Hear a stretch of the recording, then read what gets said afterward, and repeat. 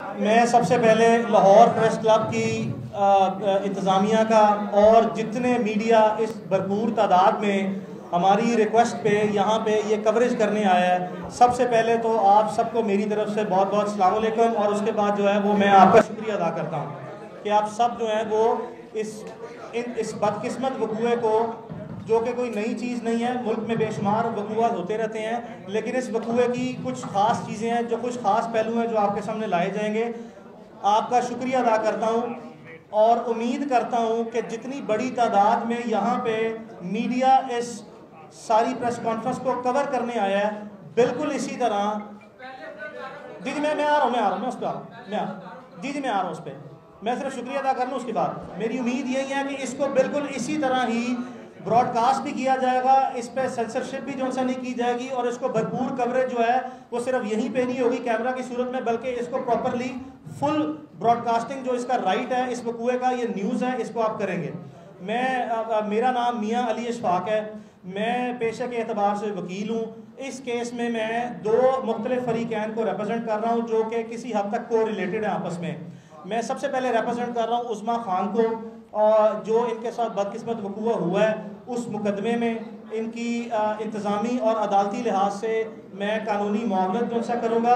और दूसरा मैं मज़ीद रिप्रेजेंट कर रहा हूँ बैरिस्टर हसन खान नियाजी को कि कल रात इसी वकूए से मुतल्लिका आमना उस्मान मलिक, जो कि उस्मान मलिक साहब की बेगम है, उन्होंने एक अपना वीडियो क्लिप जारी किया है और उसमें उन्होंने बैरिस्टर हसन खान नियाजी पर जो सा है वो बेबुनियाद किस्म के और फजूल किस्म के इल्ज़ामात लगाए हैं। उसके लिए मैं बैरिस्टर हसन खान नियाजी की तरफ से भी FIA में एक लीगल प्रोसीडिंग मुकदमा दर्ज कराने की नीयत से अंडर दी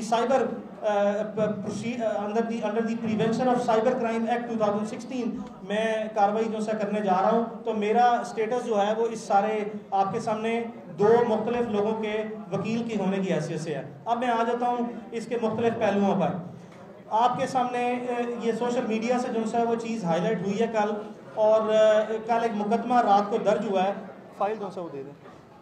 कल रात लाहौर में डिफेंस सी पुलिस स्टेशन में एक मुकदमा दर्ज हुआ है जो कि पाकिस्तान में लाखों नहीं बल्कि करोड़ों लोगों ने अपनी आवाज़ बुलंद की है। और वो किस सूरत में की है और वो किस सूरत में पब्लिक ने की है कि कुछ वीडियोस जो हैं वो लीक की गई हैं। आपको ये बताता चलूँ कि वीडियोस आपके सामने दो बहनें मौजूद हैं, उस्मा खान और हुमा। चूँकि विक्टिम ये हैं, ये तो मुमकिन नहीं है कि कोई इस वकूए की वीडियो ये बना ले या उस घर में इनके साथ, जिस घर में इनकी अपनी रहायशगाह पे इनके अलावा कोई मौजूद नहीं था सिवाय जो सा उस्मान मलिक के, तो ये तो मुमकिन नहीं है कि इनकी तरफ से इनके किसी मुलाजिम ने या इनके किसी जानने वाले ने कोई ऐसी वीडियो बनाई हो। तो वीडियो जो सा वो बनी है जिन लोगों ने उस घर पे दीदा दलेरी के साथ अटैक किया उनकी तरफ से, और वीडियो की जो लीकेज है लॉजिकली और सेंसिबली ये भी सिर्फ उन्हीं की तरफ से ही हो सकती है। चलें, अल्लाह भला करे जिसने वीडियो बनाई है और अल्लाह भला करे जिसने वीडियो आगे फर्दर पब्लिकली ब्रॉडकास्ट की है। और उसके बाद लाखों नहीं बल्कि पाकिस्तान की करोड़ों आवाम ने नेशनली इंटरनेशनली इसको देखा, और पब्लिक से बेहतर जज कोई नहीं है। अगर जो पब्लिक ने देखा उसकी बुनियाद पर पब्लिक ने अपना एक ओपिनियन मेकअप किया, उसकी बुनियाद पर ही जो सा है वो हमारा बड़ी मुश्किल से नामुमकिन तरीके से, उसमें मीडिया के बहुत से ऐसे दोस्त हैं जिन्होंने मौके पर आके जो सा है वो इसको फर्दर कवरेज दी, और उनकी वजह से भी हमें अपनी हक रसाई में आसानी पैदा हुई है और मुकदमा दर्ज हो गया। अब मैं आ जाता हूँ आपको मुकदमे की तफसीलात के बारे में। मुकदमा जो सा रात को दर्ज हुआ है 443 ऑफ लीग 20 पुलिस स्टेशन डिफेंस सी। मुकदमे में दफात जो लगाई गई हैं, जिन लोगों ने उस घर पे अटैक किया गया है वो तीन नामजद लोग हैं जो तीनों फीमेल्स हैं। उनके नाम भी आपको बताऊंगा और उनकी रिश्तेदारियां भी आपको बता देता हूँ, लेकिन उससे पहले मैं आपको ज़रा जुर्म की नोयत जो इस वक्त मुकदमे में दायर की गई है वो बता देता हूँ। मुकदमे में सबसे पहले दफ़ा लगाई गई है 452 section 452 of the Pakistan penal code. वो डील करता है हाउस ट्रेसपासिंग के साथ कि आप किसी भी दूसरे शख्स के घर में बगैर इजाज़त कोई भी जुर्म करने की नीयत से अगर दाखिल हो जाएं और ज़बरदस्ती दाखिल हों उसकी कंसेंट के बगैर, तो ये पाकिस्तान पीनल कोड की दफ़ा अट्रैक्ट करती है। इस पूरी वीडियो में जो हमारा एविडेंस है इस केस का और चूंकि आज का दौर है मॉडर्न पुलिसिंग का और मॉडर्न इन्वेस्टिगेशन का, तो ये जो वीडियो है ये तो अब इसमें कोई गुंजाइश नहीं रही, जबकि रात को आमना उस्मान मलिक की स्टेटमेंट आ गई है कि जी हम वहाँ पे गई ज़रूर थी, हमारा मोटिव जो है वो डिफरेंट था। तो उन्होंने इस क्राइम सीन पे, जिसको हम क्राइम सीन कहते हैं, इस घर में अपनी मौजूदगी जो है वो तो कन्फेस कर ली है, एडमिट कर ली है कि वो ज़बरदस्ती बगैर इजाज़त के इस घर में वो दाखिल हुई हैं। लेकिन उनका साथ साथ कहना ये था कि उनके मुताबिक, ये उनका वर्शन है कि ये घर उनके खामद का है। आपके पास मैं आपको घर का नंबर दे देता हूँ, आप सारे मीडिया से ताल्लुक़ रखते हैं, पब्लिक ऑफिस तक आपकी एक्सेस है, आप बराए मेहरबानी इंडिपेंडेंट वेरिफिकेशन कर लें कि जो शख्स उनका आमना मलिक का हस्बैंड बताया जा रहा है उसका नाम उस्मान मलिक है। आपने ये तस्दीक और तफ्तीश और तहकीक करनी है कि क्या ये घर ज़ाती मलकियत है उस्मान मलिक की। मेरा वर्शन इस पर यह है कि नहीं है। क्या इस घर के किराएदार का नाम उस्मान मलिक है? बिल्कुल ऐसा भी नहीं है, चूँकि मेरे पास एग्रीमेंट है जो कि मैं तफ्तीश में पुलिस को जो सा है वो सबमिट कर दूंगा। तो ये उनका क्लेम कि जी हम वहाँ पे गई और ये घर मेरे हस्बैंड का है, ये बिल्कुल बोगस क्लेम है।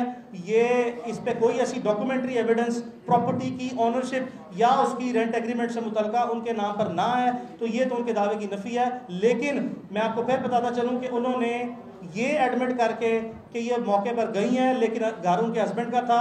मैंने 1 मिनट के लिए ये भी तस्वुराती ख्याल कर लूँ, जबकि हकीकत में ऐसा नहीं है, कि अगर उनके हस्बैंड का भी घर हो तब भी वो उस घर में दाखिल होने की मजाज ना है ज़बरदस्ती।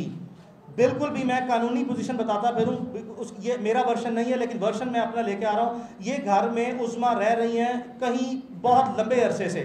ना सिर्फ ये कि घर उस्मा खान के पोजेशन में है, बल्कि ये वहाँ पे इनकी रजिस्टर्ड प्रेजेंस जो सी है कागजाती सूरत में और अदरवाइज भी जो सा मौजूद है। और आप इसी सिलसिले में जो इनके नेबर्स हैं उनकी इंडिपेंडेंट स्टेटमेंट की वेरिफिकेशन भी मीडिया खुद जाके कर सकता है, जो कि हम बादशाह पुलिस को कराएंगे।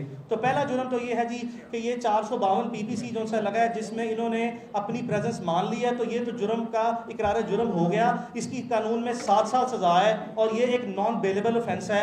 इस तरह के मुकदमात में जब इस तरह के इतनी सॉलिड, रिलायबल और वेरीफाइबल एविडेंस हो और इतनी वाज़ेह एविडेंस हो, तो आम हालात में, चूँकि ये ख़ास नौइयत का मुकदमा है, उस पहलू पे भी नज़र डालेंगे कि क्यों ख़ास है, लेकिन आम हालात में पुलिस 5 मिनट ज़ाया नहीं करती और जिन लोगों ने जुर्म किया हो उनको गिरफ्तार करती है। लेकिन ताहाल हमारे इल्म में ना है, ना ही किसी मीडिया का भाई अगर कोई मैं बात गलत कह रहा हूँ तो उसकी तस्दीक कर दे कि कोई गिरफ्तारी अमल में नहीं लाई गई है। ये इस मुकदमे का पहला ऑफेंस है जी। बेल भी नहीं कराई, आप दुरुस्त कह रहे हैं, आज कोई बेल नहीं हुई। आज अदालती रिकॉर्ड ये कहता है कि इस मुकदमे में ज़मानत कबल गिरफ्तारी जो है वो सेशन कोर्ट लाहौर से नहीं कराई गई। अच्छा, दूसरा इसमें जुर्म लगा है 427 पाकिस्तान पीनल कोड। ये मिसचीफ के हवाले से है कि किसी के घर में या किसी भी जगह पर आप तोड़ फोड़ करें। अगर आप ये वीडियो का तमाम लोगों ने लाजमी तौर पर बगौर जायज़ा लिया है, तो इसमें आपको नज़र आ रहा है कि कुछ ख़वातीन आपके सामने पड़े गुलदानों को और घर में जो वैल्यूबल प्रॉपर्टी है उसको तोड़ फोड़ रही हैं। तो अगर आप सिर्फ उसकी वीडियो एविडेंस की रिलायबिलिटी पे जब तक कि वो क्वेश्चन मार्क नहीं करते कि ये जैली है या फर्जी है या ये एडिटेड है या ये ऑल्टर है, अगर ये, चूंकि मैं पहले बयान कर चुका हूँ कि आमना उस्मान मलिक ने अपने बयान में रात को एडमिट कर लिया कि मौके पर मौजूद थी और वीडियो के जो से कंटेंट्स उन्होंने वेरीफाई किए हैं, लिहाजा ये भी जुर्म जो है आपकी नंगी आंख देख सकती है, नेकेड आई से आप देख सकते हैं कि इस जुर्म का भी जिस किसी ने भी तोड़फोड़ की है वो आपको वाज़ेह तौर पर नज़र आ रहा है। तो इस सूरत हाल में भी पुलिस आम हालात में कोई ऐसे हालात हों तो गिरफ्तारी करती है, लेकिन इस जुर्म की हद तक भी कोई गिरफ्तारी अमल में तावक ना लाई गई है। तीसरा जुर्म जो सा है उस पर हमारा इन्वेस्टिगेशन में हम जो सा है वो इस चीज़ को हाईलाइट करेंगे, पुलिस को हम कायल करेंगे। अगर पुलिस ने बगैर वीडियो देखे हमारी नरेशन ऑफ FIR पर, यानी कि हमारी दरख्वास्त के मंदरजात को ही बुनियाद बनाते हुए FIR दर्ज की है, तो तीसरा जुर्म इन्होंने लगाया 506। हमारा इस पे डिस्प्यूट है, ये 506 जुर्म नहीं बनता। ये 506 आगे सब सेक्शन 2 है, या उसको आप 506B कह लें या सब सेक्शन 2 कह लें, ये वो अट्रैक्ट होता है। उसकी वजह ये है कि जब आप किसी शख्स को धमकी देते हैं आम हालात में, जैसे मैं आपके सामने बैठा हूं और अगर मैं कोई धमकी अमेज बात करता हूं तो इसको कहते हैं 506 कि आपने किसी को जान से मार देने की या संगीन नताइज की धमकी दी। लेकिन अगर यही जुर्म मैं आपके सामने बैठ के कोई असला या कोई आला जिससे कोई आपकी जान को नुकसान पहुंच सकता है, अगर वो लेके करूं तो इसको कहते हैं 506B, बिकॉज जो जुर्म है उसकी पेनिट्रेशन जो सी है उसकी शिद्दत में इजाफा हो जाता है और वो बनता है 506 सब सेक्शन 2 या 506B। तो चूंकि आप वीडियो में देख सकते हैं कि जो गार्ड गए हैं अंदर इनके, जो कि जिनका ऑब्वियसली नेचुरल सी बात है, हमने जो वकूआ हुआ है वीडियो को सामने रखते हुए और अदरवाइज जो हमारे साथ वकूआ हुआ है हमने वो नरेट कर दिया है। तो वो गार्ड आप देखें तो उनके हाथ में असला मौजूद था। अब जब असले के साथ वो गए हैं और वहाँ पे मौजूद खवातीन जिनको हमने इस केस में नामजद किया और जिनके मैं आपके सामने नाम और किरदार और उनके फैमिली रिलेशनशिप लेके आऊँगा, उन्होंने आपने वीडियो में सुना कि धमकी दी है और आप ये भी वीडियोस में देख रहे हैं कि गार्ड्स को जो कि असले से मौजूद हैं उनको कहा जा रहा है कि इनके ऊपर, लड़कियों के ऊपर चढ़ाई करें, यानी कि जिस्मानी तौर पर आप देख रहे हैं कि वो इनके ऊपर चार्ज कर रहे हैं, इनके ऊपर जो सा चढ़ने की कोशिश कर रहे हैं। ये मैं नहीं कह रहा, ये वीडियो में सबूत मौजूद हैं। तो इन हालात में जब आपके पास असला है और आप थ्रेट कर रहे हैं किसी को असले के जोर पे, तो कानूनी तौर पर जो सा है ये बड़ी मुस्तनद किस्म की राय है, ये कंसिडर्ड ओपिनियन है, इसमें कोई फ्लेक्सिबिलिटी नहीं है कि 506B या 506 सब सेक्शन 2 जो सा अट्रैक्ट करता है जिसकी 10 साल सजा है। तो हम पुलिस से ये उम्मीद भी रखते हैं, हम उनके सामने अपना इस मौक़िफ़ को भरपूर तरीके से पेश करेंगे। हमें आपकी भी रहनुमाई चाहिए होगी, आप अपना इंडिपेंडेंट एक्सपर्ट का ओपिनियन भी लें कि हम कायल करेंगे कि इस मुकदमे में 506B ये हल्का ऑफेंस है, 506 जो कि काबिल ज़मानत है जिसकी 2 साल सज़ा है, और जो 506B है उसकी 10 साल सज़ा है, वो नाकाबिल ज़मानत जुर्म है। उसको इस केस में ऑल्टर किया जाए, अमेंड किया जाए या उसको चेंज किया जाए, उसको असल सूरत में हक़ाइक़ और जितने सबूत हैं उसकी बुनियाद पर जो सा है वो तफ्तीश सामने लाई जाए और इस जुर्म को आज़ाद किया जाए। तफ्तीश की ज़ुबान में इसको ये कहते हैं। अब आ जाते हैं पुलिस के किरदार पे। देखें, इसमें कोई शक नहीं है, आप ये ईद से एक दिन पहले का वकूआ है, गालिबन ये 20 तारीख की रात वकूआ है, ये 23 का। हमने, अब पूरा मुल्क जानता है कि बड़े नेचुरल से सर्कमस्टांसिस थे, पूरे मुल्क में ईद थी, हमारी लॉ इन्फोर्समेंट जो है वो काम तो कर रही होती है, लेकिन पूरे पाकिस्तान में पब्लिक ऑफिसेज और प्राइवेट ऑफिसेज का तकरीबन सारा स्टाफ, अगर नहीं तो सिर्फ 90% स्टाफ जो है वो छुट्टी पे होता है। तो इन हालात में हमारी सुनवाई कोई नहीं हुई, हम ज़ुबानी तौर पर गए हैं, हमें दुदकार के जो सा बाहर भेज दिया गया है। उसके बाद जिस वक्त ये सोशल मीडिया पे सर्कुलेट हुआ है, हमने दोबारा, कल पहला वर्किंग डे था, सरकारी छुट्टियों के बाद हम दोबारा गए हैं और हमने फौरी तौर पर अपनी शिकायत दर्ज कराई है। पहले चंद घंटे, 10 से 12 घंटे, इसमें कोई शक नहीं है कि हमारी सुनवाई नहीं हुई। कुदरती तौर पर जो सा है वो पुलिस का इनिशियल मौक़िफ़ ये था कि हमारे ऊपर दबाव है, हम कुछ नहीं कर सकते, नीचे SHO की लेवल पर बात कर रहा हूँ। लेकिन बाद चूँकि पब्लिक ओपिनियन जो सा है वो इस तरह इस मैसिव लेवल पे जो सा पहुँच गया कि एक पब्लिक परसेप्शन जो सा क्रिएट हो गया कि इसमें वाकई ये जो लोग हैं गुनाहगार हैं और ये क्यों मलूज़ खातिर, अवाम की तरफ से सवालों जवाब और राय का सिलसिला शुरू हो गया, जिसको सामने रखते हुए पुलिस ने फाइनली अपनी प्रोफेशनल जिम्मेदारी, कानूनी जिम्मेदारी हकीकी मानों में जो सा अदा की है। इस पर लाहौर पुलिस, खासकर मैं सबसे पहले IG पंजाब को जो सा है वो मैं उनका शुक्रिया अदा करता हूँ कि उन्होंने इसका नोटिस लिया, बिकॉज जो इस केस में फिगर्स हैं जिसमें मैं मजीद थोड़ी देर में आऊँगा, उनकी मौजूदगी में आम हालात में इस मुल्क में देखा गया है कि मुकदमा तक के बुनियादी जो इंसान का हक है, किसी भी शहरी का हक है, उससे भी आपको महरूम किया जाता है। तो IG पंजाब का मैं सबसे पहले शुक्रिया अदा करता हूँ कि उन्होंने ये हमारा मुकदमा दर्ज किया। 2 केस में नकायस हैं, कमज़ोरियाँ हैं, हम आपको सबूत देंगे, हम आपको कन्विंस करेंगे, आपकी मेहरबानी, हम आपसे आज़ाद और गैर जानबदार तफ्तीश की उम्मीद रखते हैं। दूसरा मैं शुक्रिया अदा करूँगा CCP लाहौर का, चौधरी जुल्फ़िकार का। मैं इनको पुराना जानता हूँ, 10-15 साल से प्रोफेशनल पुलिस ऑफिसर हैं, कभी इनकी शोहरत जो सी है बुरी सुनी देखी नहीं गई। और तीसरा मैं अब मज़ीद तवक्को करता हूँ सबसे पहले लाहौर के DAG इन्वेस्टिगेशन से मेरे मुतालबात। भाई मैं आप मेरी आप फैमिली से पूछ लें, अगर वो बोलना चाहती है तो बोल लेती हैं, आप पूछें, वो बोलना चाहती हैं। आप उनकी कंसेंट के बगैर तो नहीं उनको कह सकते बोलने का, आप वो तो नहीं कह सकते। हाँ, वो कर लेते हैं, आपके सवाल जवाब पे आएंगे, आप बोलें, बता दें वही बात जो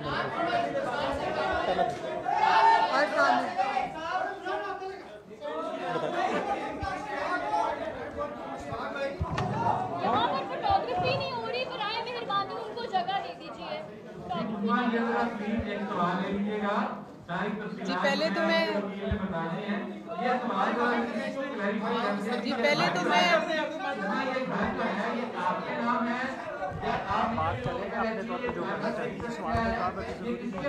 बात करें और किराया इसका कौन अदा करता है, ये भी बताएं। और जरा प्लीज ये भी बताएं कि उस्मान के साथ आपका क्या ताल्लुक।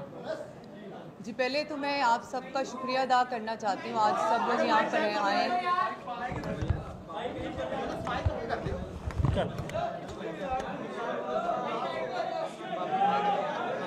आप चुप करेंगे तो मैं कुछ बोल सकूंगी। आप बताएं, आप जी पहले तो मैं आप सब लोगों का शुक्रिया अदा करना चाहती हूँ। आप लोग सब यहाँ पर हैं और आपके जितने सवाल हैं उन सब के जवाब मेरे लॉयर देंगे और खतीजा देंगे। आपने जिस तरह के सवाल करने आप कर सकते हैं, सब सवालों के जवाब मेरे लॉयर और खतीजा देंगे। आप देखिए मेरी बात सुनिए, ये मुकदमा आपसे रिलेटेड है, आप जरा प्लीज मेहरबानी करें तो मैं वाकया बता दें एक तो, दूसरा ये है कि ये जी मैं दे रहा हूँ जवाब, जी मैं दे रहा हूँ जवाब, जी मैं जवाब दे रहा हूँ। देखिए मैं आप ये घर जो सा है वो उसका एग्रीमेंट मेरे पास है, मैं आप सबको एक कॉपी दे जाऊंगा। ये उस्मा साहबा को दें मेहरबानी दीदी वो मैं उस्मा साहबा सुने, मेरी आपसे गुजारिश है, उस्मा साहबा ने ही मुझे प्रोफेशनली एंगेज किया है सिर्फ इसीलिए कि मैं इसके तमाम कि मैं आप अच्छा इसके तमाम कानूनी पहलू मैंने डिस्कस करने हैं और उनका ही मैं मालूम। अच्छा मैं इसमें बाबर नसीम जौन सा है जी वो घर के मालिक हैं, ना ही ये उस्मान के कोई रिश्तेदार हैं, ना ही उस्मान के कोई रिश्तेदार हैं। दाऊद जी मैं दूंगा जी, अदालत में भी आप लाजमी तवक्को करें कि मैं दूंगा। बिस्मिल्लाहिर्रहमान। यार एक बात सुन ले, हमें बात सुने, एक सेकेंड बात सुने। यहाँ किसी हमने आके कि मीडिया पे तोहमत नहीं लगाई, आप रिलैक्स करें। 1 मिनट आपको और चाहिए, उसके बाद प्रेस कॉन्फ्रेंस खत्म है। और ये बात आप इम्पोज नहीं कर सकते उस्मा पे बोलने की। ऑलरेडी हम पे मलिक रियाज का प्रेशर है, हम पे मलिक आप प्लीज 1 मिनट दे दें। जरूरी बात ये, आपको ये शवाहिद, आपको ये डॉक्यूमेंट, देखिए उस्मा की जान को खतरात लाहक हैं। आप इस चीज की सेंसिटिविटी को अंडरस्टैंड करें। उस्मा खान की जान को खतरात लाहक हैं, इसीलिए प्रेस कॉन्फ्रेंस की है। प्रेस कॉन्फ्रेंस जो सा मीडिया प्लेटफॉर्म जो सा है वो किसी भी शख्स के लिए जो कि विक्टिम है किसी चीज़ का, उसका राइट है। प्रेस कॉन्फ्रेंस इसलिए की है। अच्छा अब मेरी गुजारिश आपसे ये है, दाऊद आप सवाल कर रहे जी, मैं मियाँ दाऊद आपको सवाल का जवाब दे रहा हूँ। मैं मियाँ दाऊद आपको सवाल, मियाँ दाऊद इस घर की मलकियत एक थर्ड पार्टी के नाम पे है जिसे हम नहीं जानते। ये उस्मा के करीबी दोस्त हैं बाबर, जिसके नाम पे इस घर का किराया नामा है और वही हम तफ्तीश उनको देंगे। तो जो ये उनका क्लेम है कि ये उनके खामन का घर है, ऐसी बात कई तौर पर भी नहीं है। अच्छा उस्मान मलिक के साथ 2 साल पुराना ताल्लुक है। ये जितनी बातें हम जो क्लेम यहाँ पे करेंगे, कोई ऐसा क्लेम नहीं होगा जिसका हम सबूत ना दे सकें। उस्मा का ताल्लुक 2 साल से है। उस्मान मलिक जो है वो उस्मा से शादी करना चाहता था। 5 महीने पहले उस्मा ने उस पर इनकार कर दिया, जिसके बाद अब वो जो पुराना रिलेशनशिप है उसकी बुनियाद पर ज़बरदस्ती जो सा राब्ता कायम करने की कोशिश करता है। ये बात उस्मा के मुताबिक दिसंबर 2019 में उस्मान मलिक की फैमिली के नॉलेज में है। उसके हमारे पास सबूत है कि उस्मान मलिक और उसकी फैमिली के दरमियान जितनी मोबाइल कन्वर्सेशन है मैसेज की सूरत में, वो हमारे पास मौजूद है, वो भी हम पेश करेंगे। तो इसका रिलेशनशिप जो है वो यही है कि इससे उसकी इस्लाम थी, दोस्ती थी और इससे शादी करना चाहता था। अच्छा बात सुने, आप एक बंदा प्लीज सर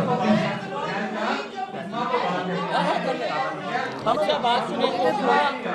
आप लोगों के देखिए उस्मा मैं आपके सामने कहना चाहता हूँ, उस्मा मुकम्मल तौर पर आज़ाद हैं। वो जितनी बात करना चाहे करें, वो जिस सवाल का जवाब देना चाहे वो दें।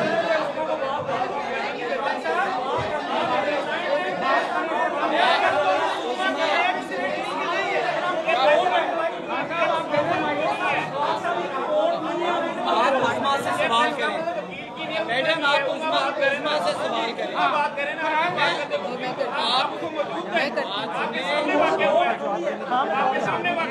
आपने से आप उस खवातीन को सवाल कर सकते थे। आप उस सवाल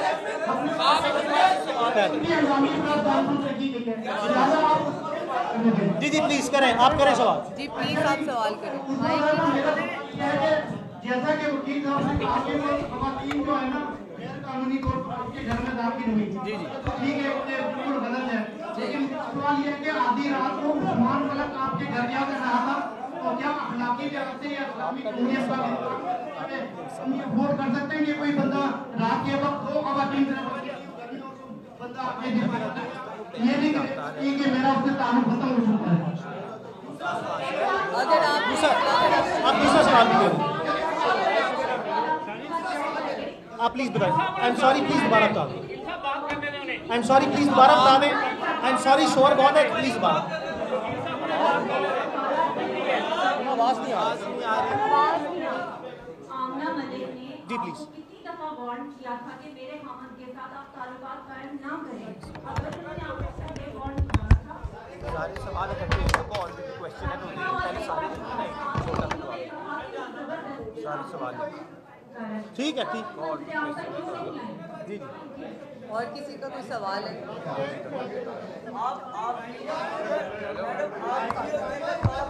सवाल हो गए।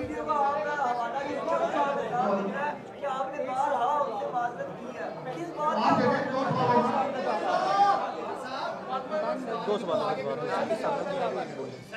मुझे एक एक करके पूछेंगे तो मैं जवाब दे दूँगी, इस तरह मुझे समझ नहीं आ रहा है। जी, पहली बात तो ये, मैंने इस बात का जवाब दिया है आपको कि मेरा उस्मान के साथ मेरी दोस्ती थी, ठीक है, और वो मुझसे निकाह करना चाहता था। मैं 2 साल से उसे जानती हूँ, ठीक है। और रही बात उनकी वाइफ की, उन्होंने मुझे कभी वार्न नहीं किया, इसका कोई एविडेंस नहीं है। और इस चीज़ का कोई एविडेंस भी नहीं है। और उन्होंने मुझे कभी एक कॉल भी नहीं की। मैंने उन्हें देखा पहली दफ़ा उसी दिन है, चांद रात।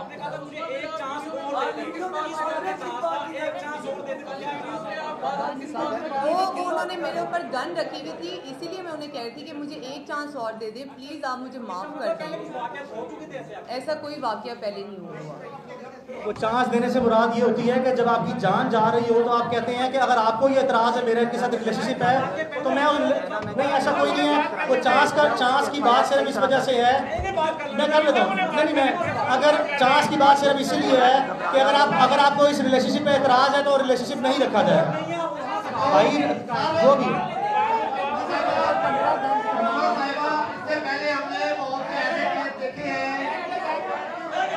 बहुत से ऐसे केस देखे हैं बीच में लोगों के साथ फिर लेन देन हो गया, मामला तय हो गए और बड़ी रकमें ली है। जदोई का कराची में केस इसी तरह का था और उसमें उन्हें फिर भारी मुआवजा लिया लड़की वालों। बहुत अच्छा सवाल है। कहीं आपकी ऐसे ही ड्रामा तो नहीं कर रही, कोई पैसे कैसे लेने का प्रोग्राम तो नहीं लंबा चौड़ा? ऐसा कुछ होता तो मैं आज यहाँ ना होती। आपको क्या लगता है ऐसा कुछ होता तो मैं यहाँ आज आप लोगों के सामने ना बैठी होती? अगर मुझे बात ख़त्म करनी होती, लेन देन ही करना होता तो मैं ये मुकदमा ही ना दर्ज करती। हेलो, अच्छा, ये वीडियो जो वायरल हुई है, भाई बताएं। ये झूठ है। चले, मैं भाई का सवाल है। कौन सी? मिस वन कह रही है? भाई आप ही कह रही है? मैं अच्छा,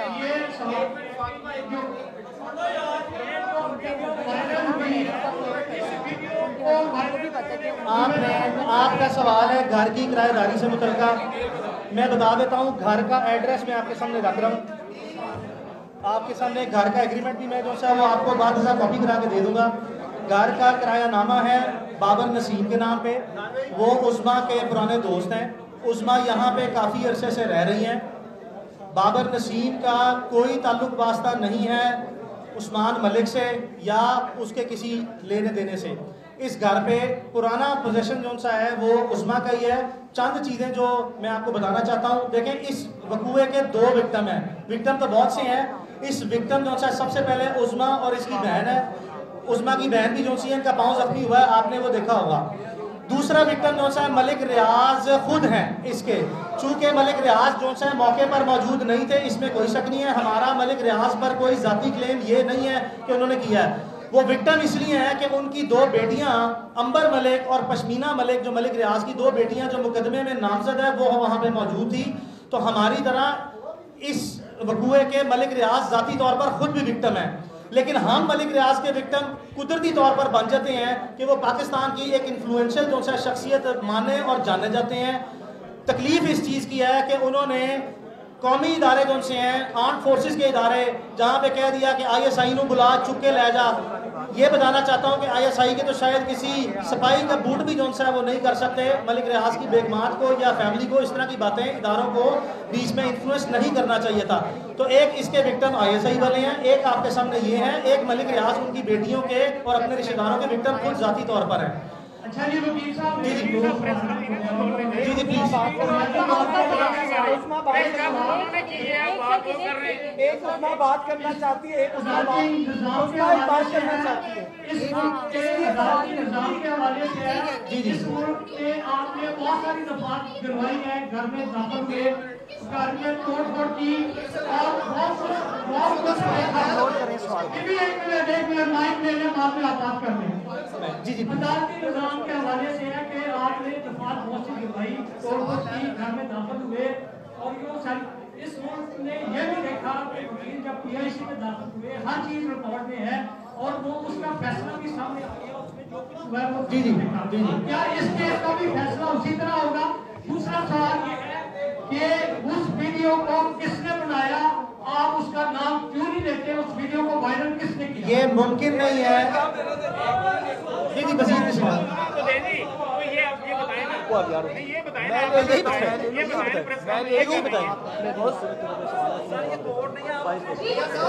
उस्मा एक बात करना चाह रही है।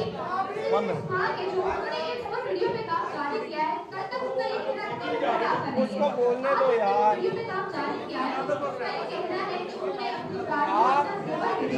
और वो सारी चीजें जो वो बेच के रही है वो उनके शोहर आपके नाम करते रहे हैं, आपको देते रहे हैं।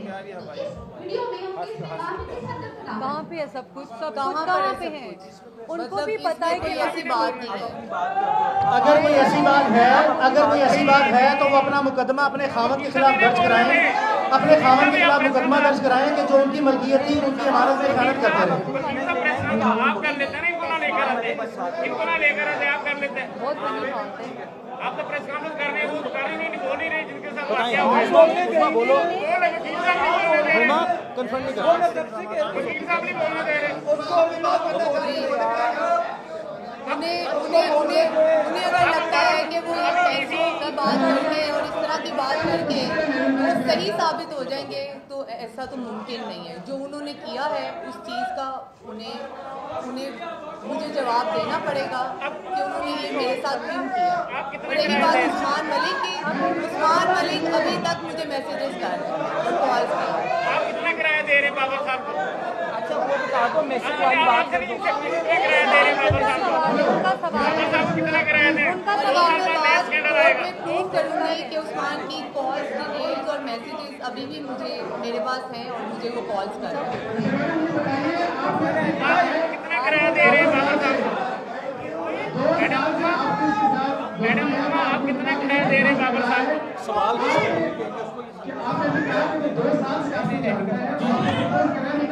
इन्हें बोलने देना, कितने किराया दे रहे हैं? बोले आखिरी सवाल का हिस्सा क्या?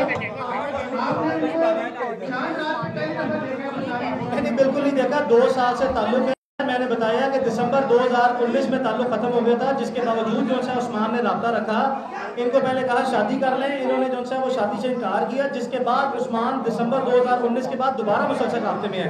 और दूसरी बात ये जो कह रही है, आज इस वक्त जब हम आपके पास बैठे हैं, कल के वकूए के बाद इस वक्त भी इनके मोबाइल में जो है सारा डाटा मौजूद है, जो कि सबूत जो है कंसिडर होता है कि उस्मान अभी भी इस वक्त भी जो है राब्ते में मौजूद है। हमारे पास उसकी कॉल और मैसेज सेव है।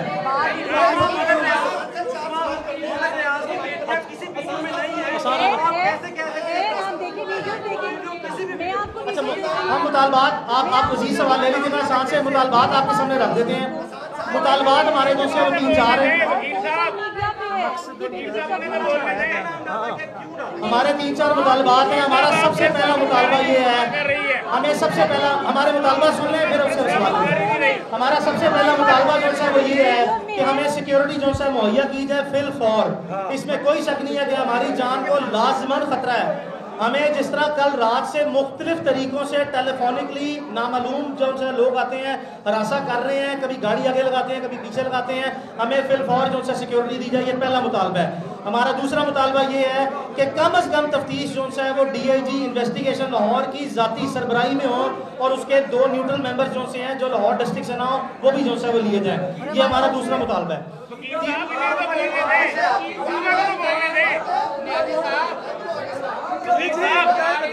हमारा तीसरा मुतालबा जो है वो ये है, हमारा तीसरा मुतालबा जो है वो ये है, हमारा तीसरा मुतालबा ये है कि फिल फॉर जो है मुल्ज़िमान की गिरफ्तारी जो है अमल में लाई जाए और कतई तौर पर यह तासुर न दिया जाए कि ये बाअसर लोग हैं, कानून से ज़्यादा रोब और ताकत किसी चीज़ की नहीं होती। बराए मेहरबानी को गिरफ्तार किया जाए।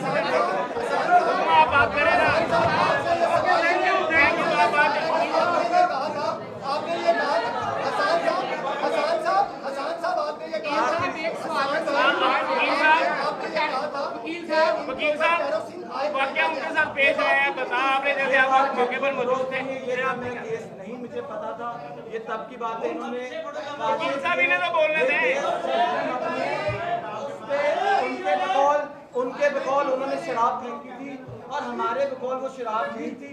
इन्वेस्टिगेशन में हम चाहते हैं कि हमारा ख्याल है उन्होंने चलाने की कोशिश की, लेकिन क्योंकि हमारे पास वाज़ेह सबूत नहीं, हमने सच और हक पे केस लड़ने में एक आपसे और FIR में भी शामिल नहीं है। आपको एक रिक्वेस्ट दे रहा हूँ, आप में से किसी ने कहा था कि उन्होंने आपको अप्रोच किया, उस्मा बेचारी बोल रही थी, आवाज नहीं, उसने एक बात की जो आपने सुनी नहीं।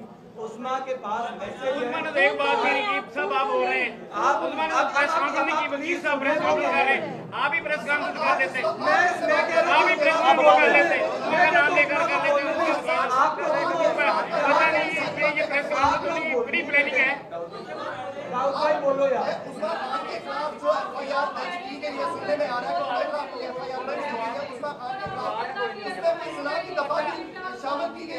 हमारे इनमें कोई ऐसी FIR नहीं है।